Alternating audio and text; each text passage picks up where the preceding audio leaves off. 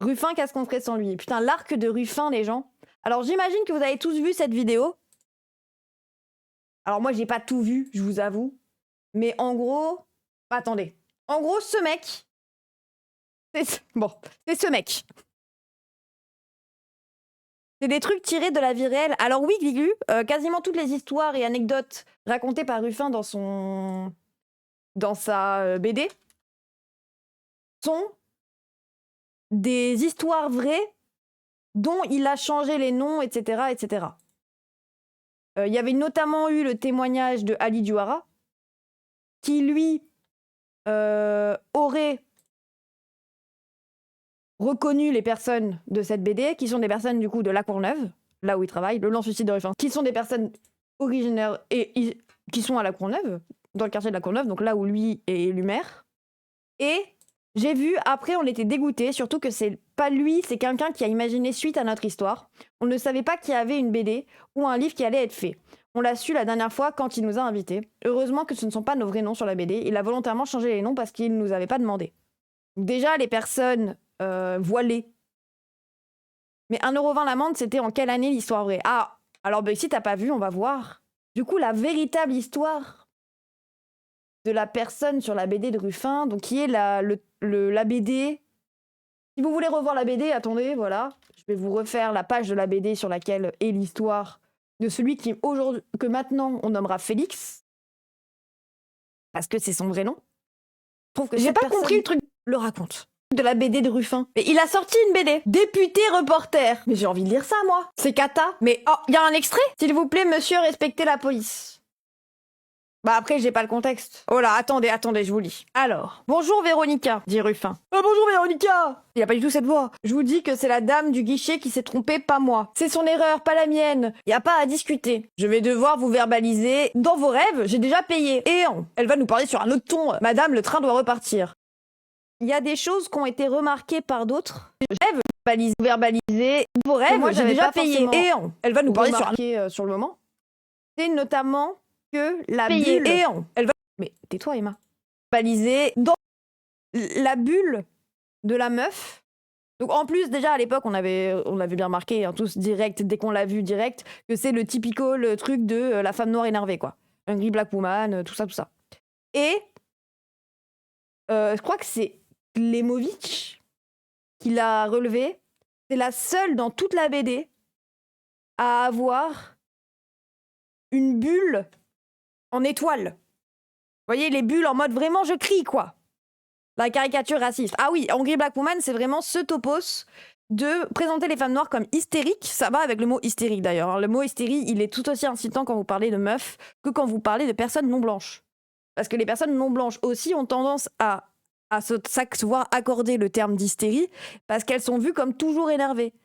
Surtout qu'à Skip, elle était anglaise et pas vénère du tout. Alors, on va en parler. Mais attendez, du coup, cette histoire. Juste un petit message pour dire de penser à t'abonner, de penser à nous rejoindre sur Twitch si jamais, et surtout, si t'as les moyens, et si tu peux soutenir mon travail, directement faire un don sur PayPal. Merci YouTube. Vos rêves, j'ai déjà payé. Et elle va nous parler sur un autre ton. Madame, le train doit repartir. Ah ouais, si les femmes, vous pouvez pas vous acquitter de l'amende, on va vous demander de sortir maintenant. Mais de où? Pourquoi je sortirais du train? Bah oui, elle a payé. T'es pas en règle. Pourquoi vous la tutoyez? Il a raison. Tu veux sortir aussi? Ok, donc les keufs sont des connards. Mais ça va pas de nous parler comme ça? Car il est caïste, elle doit combien pour son billet? 1,20 €. Attendez quoi? 1,20 € l'amende? Il est déconnecté de la réalité, François. Vous voulez dire qu'on a tout ce cirque, que le train est à l'arrêt depuis 10 minutes pour 1 €? 11 € avec le dépassement. Mais c'est pas vrai, hein. Oh, ce pays devient fou. Je vais vous les régler, les 11 €. T'as de la chance, monsieur paye pour toi. Avec son regard salace, là. Chut, il lui jette le ticket. Pourquoi vous vous comportez comme ça? Gardez vos nerfs, monsieur. Ouais, sinon on vous sort tous les deux. Et pourquoi, s'il vous plaît, hein? Trouble à l'ordre public. Mais le billet est réglé. Un peu de calme, messieurs. L'incident est clos. Voilà ce qui se passe quand ils font monter leur... C'est lui, Félix, hein.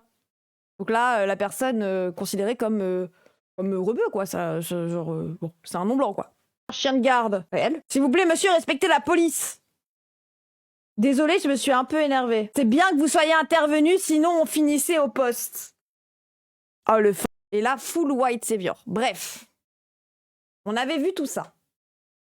Du coup, il y a eu des accusations en racisme de la part de toute la gauche, la méchante gauche LFI.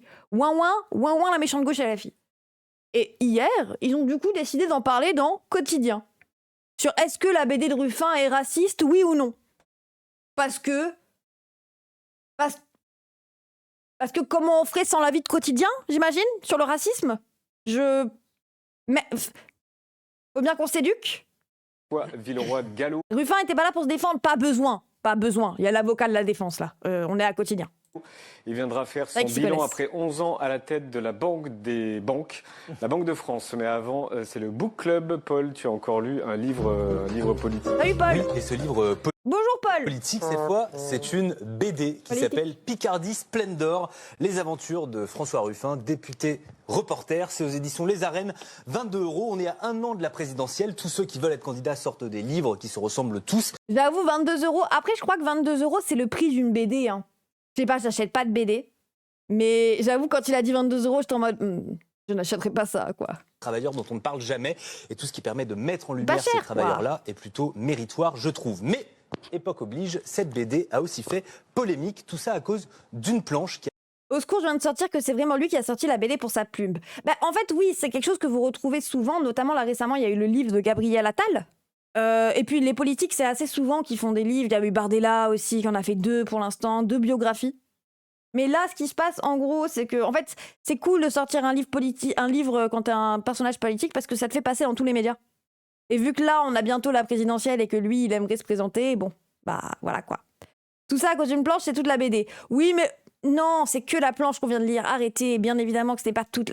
Oh là là. arrive très tôt dans la BD, à la page 9. Voici exactement de quoi il s'agit. François Ruffin se met en scène à un moment dans un TER. Une fable légèrement mégalo. Donc eux, ce qui les dérange, c'est que ce soit un peu mégalo, qu'il soit le personnage principal de sa propre histoire, etc., etc. Mais il y a quand même un bon message. C'est qu'on peut concilier le respect de la police et le respect de l'uniforme. On peut être vraiment républicain. Dire stop, on arrête de se battre. Pose ton arme, monsieur le SS, et pose ton arme, monsieur le juif. Oh, 5 minutes pour tout le monde en fait. Légèrement mégalo qui montre que l'on peut concilier la fraternité et le respect de la police. Que n'a-t-il pas fait? Les France Insoumises n'attendaient... Que n'a-t-il pas fait? Appelé à respecter la police. La police qui jette le billet à la gueule de la meuf noire. Oui, mais on peut concilier les deux. En fait, si les gens n'arrêtaient pas de dire ACAB, si vous arrêtiez le chat de dire ACAB, peut-être que la police serait plus gentille. Parce que c'est les deux ensemble. Si vous ne respectez pas la police, c'est normal que la police ne respecte plus l'uniforme. Bah oui. Les lali, France Insoumise. Aou, la meute. Je l'ai lu dans le livre d'Olivier Perrou. Ah, ce cuck. Pardon. Oui, pardon, tu as raison. C'est vous, le chat. Vous essentialisez la police. C'est du racisme anti-police. Je l'ai lu dans Quotidien. Et ouais. Bande d'essentialistes. C'est plus compliqué que ça. Non mais je sais, Risbo, je troll. Que ça, il ne pouvait pas rêver meilleur faux pas pour le dézinguer. Donc, alors, après, ça c'est faux même ce qu'il dit. Hein. Les France Insoumises s'étonnent. La race policière. Oui, vous essentialisez des gens uniquement sur le base qu'ils ont fait tous la même formation. Bon. Ils ont tous la même formation, le même corps de métier, qui sont tous payés par les mêmes personnes, etc. Non, arrêtez, c'est pareil. C'est pareil que si vous étiez raciste. Voilà, c'est pareil. Même si parce qu'il y a une formation arabe. Je l'ai lu dans le Quotidien. Mais du coup, là, les France Insoumises ont trouvé cette BD raciste. Fait, les France Insoumises n'attendaient que ça, ils ne pouvaient pas rêver meilleur faux pas pour le dézinguer. Bon, après, moi, j'ai vu pas mal de gens s'en étonner et trouver la BD raciste, même sans être forcément affiliés à la France Insoumise, ou être des militants France Insoumise, ou être plutôt proche de Mélenchon, ou même de voter pour Mélenchon. J'ai vraiment vu pas mal de gens être choqués par la BD. Hein. On l'attendait, sa BD, bien sûr. Mais moi, j'ai même vu des gens assez loin des leurs politiques être en mode, mais c'est quoi cette truc trop bizarre, vraiment en mode antiracisme débile. Mais antiracisme raciste. C'est vraiment... Le sauveur blanc est un truc raciste parce qu'il part du principe que le racisé est quand même inférieur à lui et ne peut pas se sauver lui-même. Et n'est pas digne de... Si c'est lui qui dit aux racistes d'arrêter d'être raciste, il va pas le faire. Il faut que ça soit un blanc qui parle à un blanc et qui lui dise mon ami blanc, entre blancs on se comprend. Arrête d'être méchant avec ce noir. C'est totalement débile. Un colon. Bah il y a un truc de bienveillance que moi je capte, tu vois. Il y a ce truc de bon, ouais, si on peut dire aux frérots d'arrêter d'être raciste, arrêtez d'être raciste. Mais c'est pas une raison pour parler à la place des autres. Surtout si c'est pour fermer les yeux sur le racisme. Vrai bail, les blancs nous écoutent jamais. Ça prend du taf, hein, parce que même nous on grandit dans la suprématie. Laissez-nous. Non, mais même, c'est ce truc d'écouter les personnes et de pas vouloir parler en tes termes. Après, faut pas aller dans l'autre extrême inverse, qui sont les gens qui parlent que de concernisme. Moi, eux aussi me saoulent. Les gens qui disent, par contre, s'il y a un noir qui te dit que t'es raciste, il a raison. Voilà. Donc ça va partir en débat avec Tanguy David. Il va me dire, Mélenchon, il est raciste, il aura gagné. Non. Lui, il pense premier degré que le RN n'est pas raciste. Non, j'écoute mes camarades.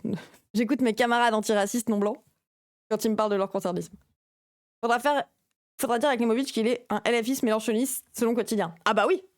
Illico, il l'accuse de racisme, de colonialisme, de paternalisme, de sauveur blanc. Toute la meute LFI s'abat sur François Ruffin comme une seule nuée de sauterelles. Exemple, le maire LFI de la Courneuve, Ali Djouara, tweet « Ruffin est un raciste complexé qui se donne des airs de porte-voix du peuple, une condescendance... » Mais transforme... Attendez, mais pourquoi vous lisez pas tout? Pourquoi vous lisez pas tout? Mais transforme des femmes de la Courneuve en figurantes de son récit paternaliste derrière sa posture sociale. Une condescendance sexiste et des réflexes raciaux bien ancrés. Un fakir bien facho. Mais voilà, il explique. Bon. Sexiste et des réflexes raciaux bien ancrés. Un fakir bien facho. L'eurodéputé LFI Emma... Mais ça se voit, là.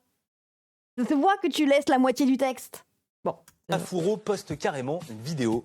Ce que je ne vous recommande absolument pas ni de lire ni d'acheter, c'est la BD de François Ruffin, qui est bourrée de racisme, de paternalisme avec la figure de l'homme blanc sauveur, qui est François Ruffin, donc avec un égo trip à gerber. Et vraiment, en 2026, la gauche coloniale, c'est poubelle. Pardon, je l'aime trop. Voilà, François Ruffin. Putain, Emma Fourreau, hein. Emma Fourreau qui est en full soutien des flottilles pour Gaza, là. Girl boss, désolé. Hein. Ruffin est un néocolonial, un xénophobe qui s'ignore, etc. Alors, évidemment, ça n'a aucun sens. François Ruffin n'est pas raciste, c'est absurde. Et d'ailleurs, dans sa BD, il dénonce le racisme à plusieurs reprises. Tout son propos consiste à dire, au contraire, qu'on peut créer du commun entre le bistrotier moustachu et la femme voilée. Et cette polémique typique de Twitter, elle renseigne surtout sur le sectarisme de la France insoumise. En revanche... La meute, le sectarisme, dénoncer le racisme, c'est être sectaire. C'est parce que Mélenchon nous l'a demandé, j'imagine, du coup. Ouais. Ah, mais non, c'est la secte, ça, les gens. Si vous trouvez ça raciste, vous êtes une secte. Vous êtes dans la secte de l'antiracisme. C'est bon, quoi. On peut plus rien dire avec vous. Non, mais... Il invente du racisme dans sa BD pour soi-disant le dénoncer. Non, c'est vraiment... Mais en plus, il y a vraiment tellement de tropes racistes. Notamment le fait que... Le vieux m'a envoyé un message pour cracher sur Ruffin. Bah, je pense que Klemovic a reçu un message, premier degré. Genre, on peut pas dénoncer le racisme sans que ce soit sincère, en fait. Si vous êtes sincère, du mal à croire. De papa et de député, et sitôt sorti de chez lui, il se transforme en boxeur dans l'hémicycle, puis en chevalier à la radio, puis en gladiateur. Hyper cringe. Pardon, mais on n'avait pas vu ça. Waouh. Il se voit vraiment comme ce boss, quoi, ce beau gosse. Ils ont pas le melon, eux, je sais pas, mais Ruffin.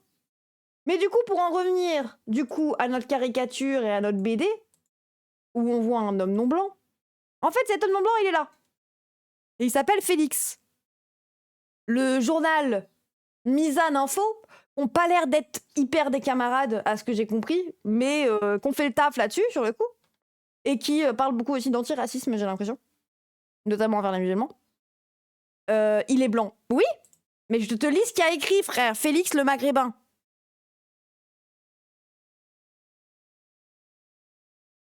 C'est son blaze, en fait. Et, là, Ruffin s'est dit, il a quand même une tête d'arabe. Je pense qu'il est arabe, voilà. Bon moment pour démontrer qu'il est bien des races perçues racistes. Mais en fait, il a juste une barbe, quoi. Perçu comme ayant une barbe, c'est ça.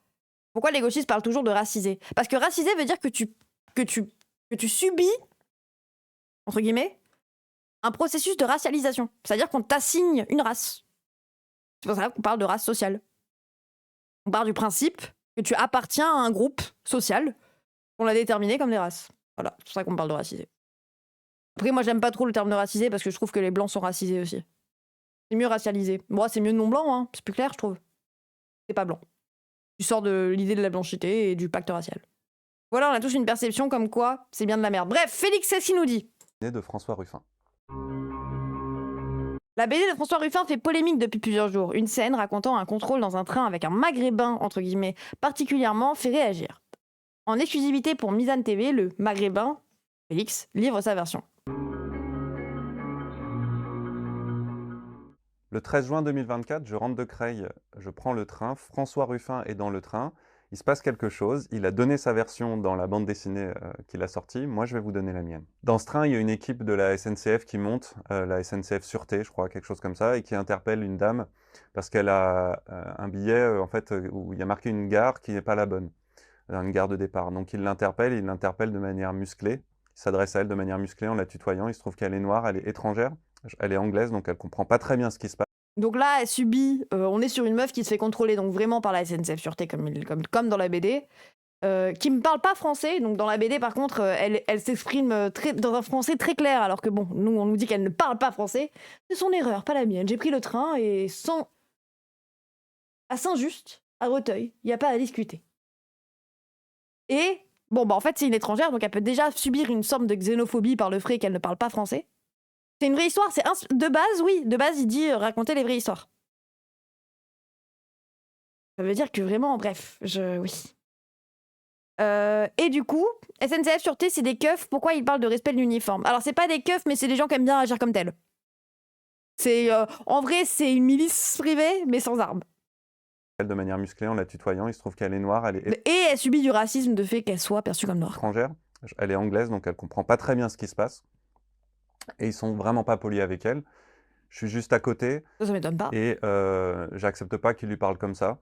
Donc j'interviens, je leur parle et ça se passe pas bien.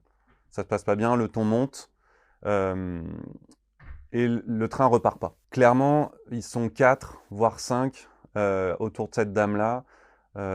Ils ont des armes à la sûreté? Comment? Ils ont des armes létales? Par armes, j'entends des armes à feu, j'avoue. Oui? Ils ont des armes à feu, SNCF Sûreté? Non, des tasers. Ah, ça reste chaud, les tasers. On a l'habitude de voir ce genre de scène. Je sais pas s'il y a quelque chose de raciste derrière, mais en tout cas, c'est vraiment pas correct. Et donc, le ton monte, ça chauffe un peu. Surtout que c'est pour des histoires de quelques euros. Comme le train repart pas, François Ruffin, qui était dans le train, personne ne le savait, apparaît pour demander qu'est-ce qui se passe, pourquoi on repart pas. Lui, il est pressé, clairement. C'est bien parce que il était dans le train, personne ne le savait, mais je pense qu'à partir du moment où il a parlé, personne ne le savait quand même. Personne ne te connaît, Fabien. Bon, il a un truc à faire. On lui explique l'affaire, et là, il dit, bon, attendez, moi, je vais payer. Sauf qu'au moment de taper son code, en fait, il s'en souvient plus. Il se souvient plus de son code. Et donc... Il a failli dire ce bozo. C'est vrai qu'il a failli dire ce bozo. Je connais cette technique. Après, je crois que je me suis déjà plus rappelé de mon code. Mais c'est parce qu'il y a eu une période de ma vie où je payais tout en sans contact. Par peur. Ça arrive et en même temps, bon... Bah oui, en vrai, Apple Pay et tout. Bah en fait, c'est genre, souvent, tu t'en rappelles quand même, parce que moi, je galère souvent avec ma thune, et donc, faut que je retire. Peut-être une planche avec le DLC. Il a des enfants. Bah oui, c'est aussi un peu ça, c'est qu'au bout d'un moment, c'est dur aussi de... Bon. En fait, le problème n'est pas réglé, et donc, j'interviens en disant, bah ok, moi... Comment quelqu'un qui ne se souvient pas de son code, c'est vrai, pourrait présider la France? Attendez, les gens. Il va nous faire ça avec la bombe atomique. Il va arriver, il va dire, excusez-moi, monsieur l'agent, faut qu'on bombarde la Russie. C'est quoi le code? Oh putain. Je peux vous faire un chèque? S'il vous plaît. On s'en contacte, ça marche pas? Oh la boulette, oh la boulette. Je vais payer. Et il me dit non, mais non. Il me dit si, bah on avance, je vais payer. Ça, c'est pas raconté dans la bande dessinée. Et il propose de me faire un chèque pour me rembourser ensuite, ce que j'accepte. Donc il me fait un chèque, et ça, voilà, j'ai le chèque encore de François Ruffin. Ne me faites pas croire, vraiment, ne me faites pas croire que ce chèque a marché. S'il a le chèque, il l'a jamais encaissé, ben je sais pas, mais est-ce qu'il s'appelle 20 €? Non, parce qu'il a fait un chèque à 20 € là. Que j'ai encaissé d'ailleurs. Encore une fois, ça c'est pas raconté dans la bande dessinée. Parce que dans la bande dessinée, je passe pour juste le mec qui m'énerve, qui ensuite le remercie d'être intervenu. Alors c'est jamais de la vie, je l'ai remercié d'être intervenu. En fait, au moment où donc on paye l'amende, donc je paye l'amende au final, les contrôleurs ou les policiers, je ne sais même pas si c'était des forces de l'ordre ou pas, donc disent à la dame, voilà, on a payé pour vous, et le reçu du ticket de l'amende, il lui balance dessus. Mais vraiment, il lui lance dessus, comme si c'était un chien. Donc là, moi, je me lève, François Ruffin est là. J'aime bien, en plus, dans cette image de la BD, enfin, je sais pas si je suis la seule à le voir comme tel, mais j'ai l'impression qu'il essaye aussi de présenter la meuf comme une ingrate. Genre, en plus, dans la scène d'après, elle est en train de se faire les ongles dans le train, tu vois, genre elle se lime les ongles.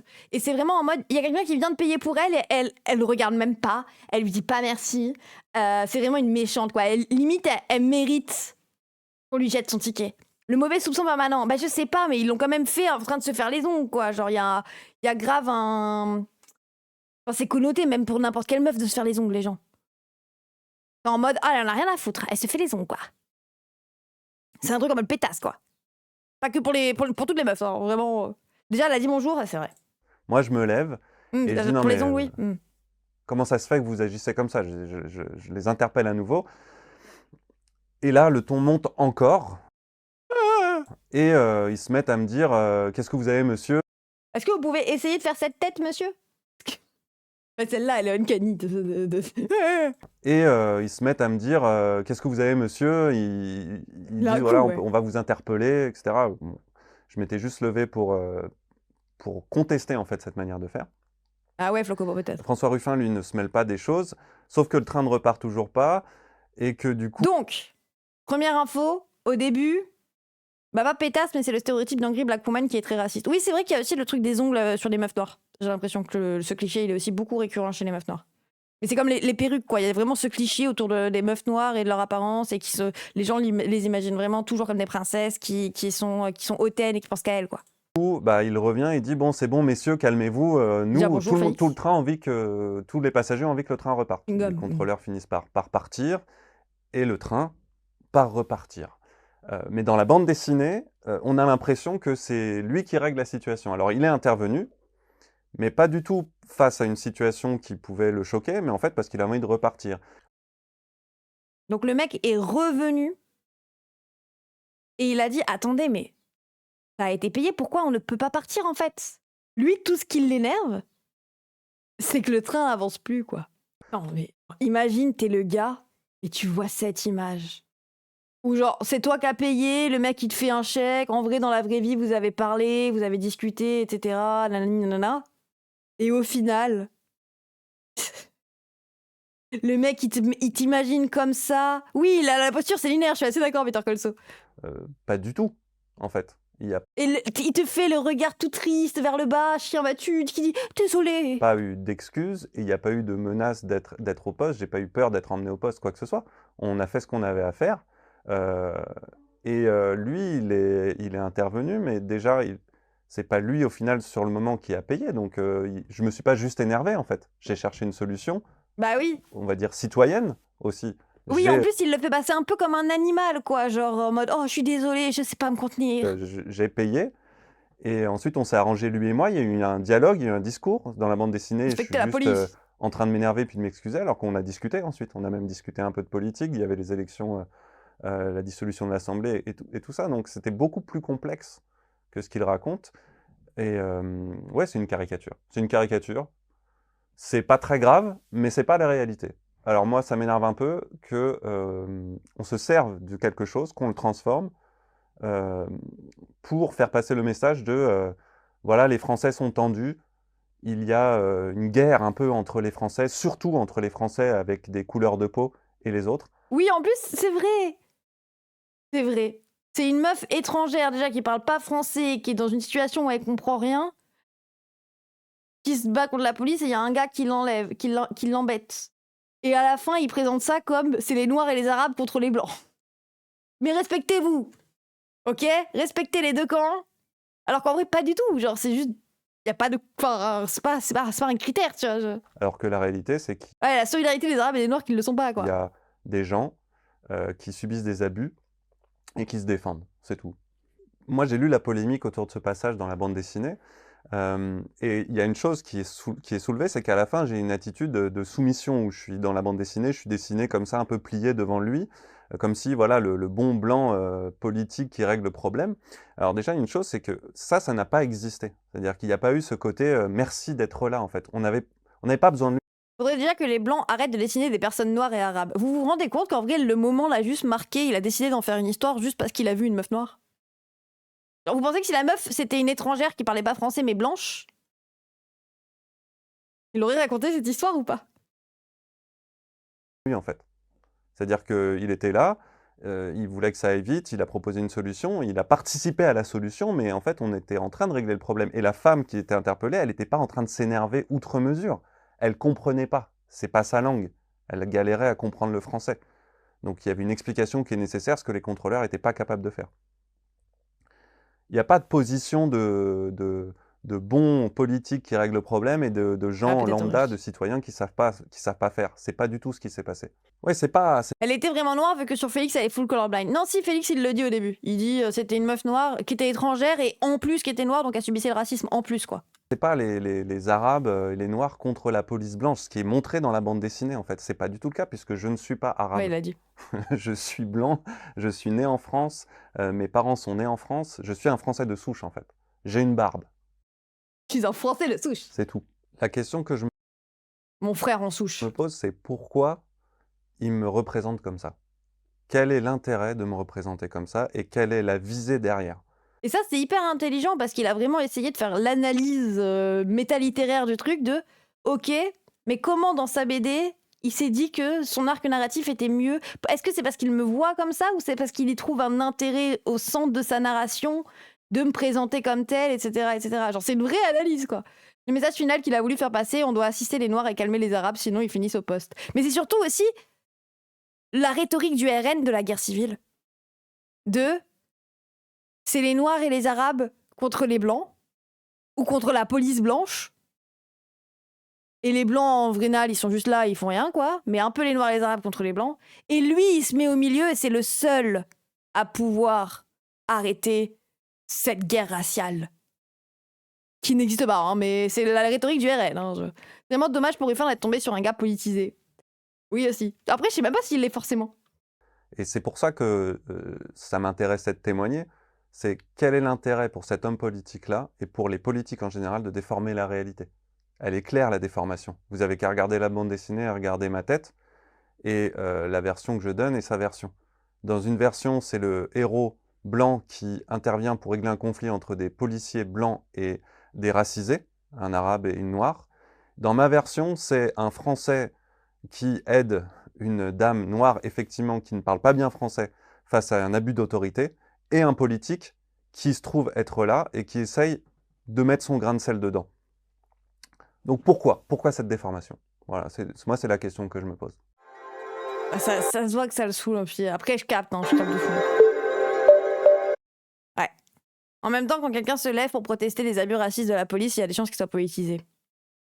Ah, pas forcément. En vrai, le racisme, ça saoule pas mal de gens qui sont pas forcément au courant de pourquoi, tu vois. Ça peut être une pensée bébête de personnes qui savent pas trop pourquoi ils sont de gauche ou qui savent même pas qu'ils sont de gauche et qui votent pas. Moi, je sais que pendant longtemps, j'ai été assez banal antiraciste comme ça. Ce truc de, mais je comprends pas pourquoi vous discriminez les gens. Sans que ce soit quelque chose de très politisé pour moi, très politique. La, la, la.